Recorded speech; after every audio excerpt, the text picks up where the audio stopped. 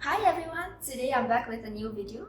In this video, I'll be talking about how I control my finance. A big disclaimer, I am no finance guru, I'm just sharing my experiences with all of you today. I'll be putting the timestamps in the descriptions down below as well, so feel free to skip to whichever part that best interests you. Without further ado, let's get to the video. Why did I start controlling my finance? I still remember it was that one particular day where I received my PTPTN and I was so happy. Since I'm a full scholarship student, PTPTN to me was more of an allowance. The next few days, I went back to my bank account and checked the remaining balance. And let me tell you, I was shook at the balance. It was not good to look at. At that moment, I knew I had to take charge of my finance. How did I first get started? I admit, in the beginning, I had very little knowledge about it. The only knowledge that I had was accounting principles that I learned back then in high school, which is Prinsip Perekonomian, but it was more on the business side as well. The one that I wanted more was just a very straightforward, simple recording that can help me to keep track of my expenses. So I went to online and checked for several apps that can help me to do manual recording. So the manual recording would work in a way where you would have to jot down the transaction date and time, the name, or where you spend it at, the details, as well as the categories, so that at the end of the month, you can have a good overview of how much you spent in each category. Now, when I was younger, I didn't really have to pay for everything that I needed or wanted. So the transactions that I had to go through was quite little. Let's say maybe only 10 transactions for a month. If I were to apply the same method and concept as of today, it would be very time consuming. So back then, maybe I only have to go through 10 transactions a month. Now, some of you might go through 10 transactions a day. That would mean that you have to go through 300 manual record transactions for a month. Imagine you have to go through the intensive recording. It's quite a big turnoff, isn't it? Well, that's what happened to me. So that makes my end of month summary to be quite irrelevant since I tend to get lazy as well. What am I currently using? I'm using YNAB, which is short for You Need a Budget. It is a multi-platform budgeting app that aims to help people to take charge of their finance. In fact, YNAB has earned a spot in Forbes' Best Budgeting Apps. Even Forbes has already featured these apps. Don't you think that it's a plus point that makes you think that you should give it a try? How does YNAB helps? YNAB helps on the way that it is built on 4 principles. The first principle is to give every dollar a job. In our case, it's give every ringgit a job. As income is added to YNAB, you would allocate your income or the money that you have received to several categories and expenses. If you want to allocate some for fund money, put it in fund money. If you want to put it in emergency fund, put it in emergency fund. If you want to put it just for savings purpose, put a label on it, put savings. At least give every ringgit a job. The second principle is to embrace your expenses.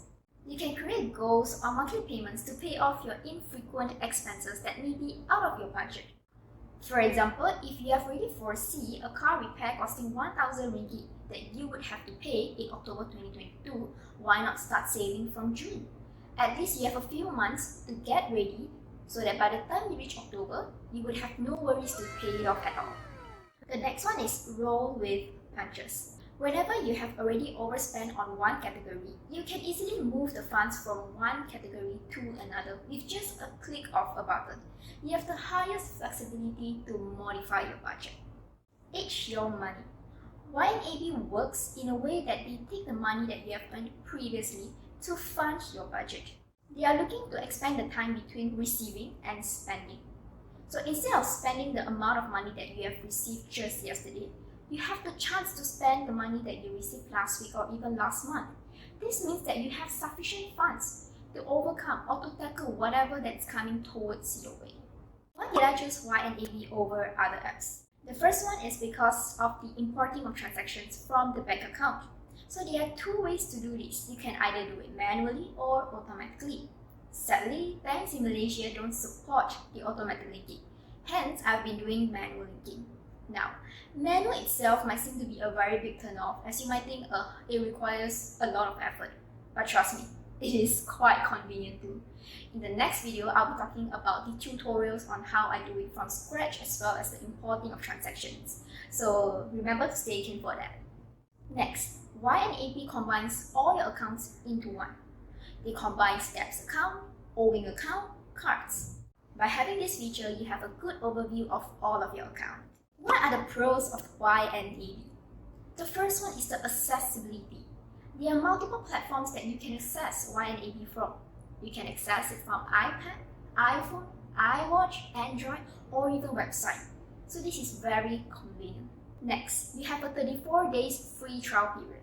So for the 34 days free trial period, you can give it a try. There is no harm. If you like it, continue. If you don't like it, just stop using it. Linking options. So there are two ways to do this. I've mentioned it was either manual or automatic. Either way, it is still quite convenient. It has helped me to preventing all the manual records one by one every day. So that's one of the pros of YNAB. What are the cons of YNAB?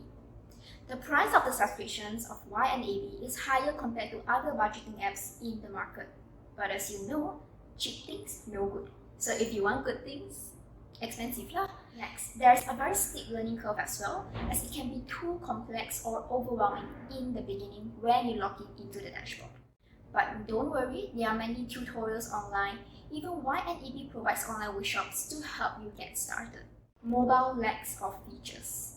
So compared to website, the mobile app itself lacks of features. That is why whenever I do recording, I will use the website. As of the mobile version, I'll usually use it whenever I want to view the remaining budget that I have left before making a budget. Special student privilege. To all the students out there, you should definitely take advantage of this privilege. All you need to do is send them an email with a proof that you're a student, and then you will be rewarded with 1 free year of YNAB. And after that, you will get 10% off your first 1 year subscriptions. At least that's what I'm getting. I'll be attaching the photos right here to show how I did it. I highlighted the important points as well to make it easier for them to check it. Referrals. For every family members or friends that you refer and they subscribe, both of you will get free 1 month of YNAB. Conclusion: YNAB may require way more work compared to other budgeting apps in the market. There are two ways to view this. You can either see it as inconvenience or irrelevant, or you can see it as a way of engaging the users to keep taking charge of their finance. So that's it for this video. If you find this video to be valuable, don't forget to hit like and subscribe. Thank you for watching. I'll see you in the next video. Bye!